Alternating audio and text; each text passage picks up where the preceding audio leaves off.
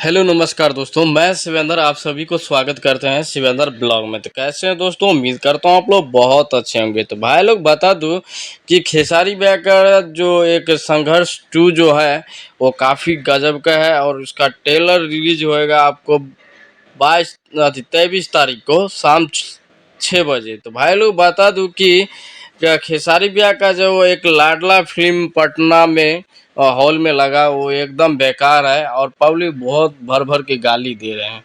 तो भाई लोग क्या मतलब ये मतलब सिनेमा निकाला है यार, क्या सोच के क्या डायलॉग क्या क्या यार तूने इतना बेकार सिनेमा निकाला है।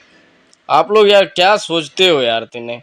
तो भाई लोग खेसारी भैया का फ्रेंड है तो आप लोग वीडियो को एक लाइक कर दीजिए, साथ ही चैनल पर नए आए तो चैनल को सब्सक्राइब कर लीजिए। भाई लोग वो सिनेमा जो भी है वो एकदम वो एक बेकार है और अच्छा नहीं है, भर भर के गाली दे रहे हैं। तो भाई लोग आप लोग को भाई लोग चलते हैं अगले वीडियो मिलते हैं, तब तक के लिए अपना ख्याल रखें और ऐसे ही ढेर सारा खेसारी भैया को प्यार करिए और ऐसे ही प्यार कीजिए। तो भाई लोग चलते हैं और जैसे ही कुछ आता है नया तो बता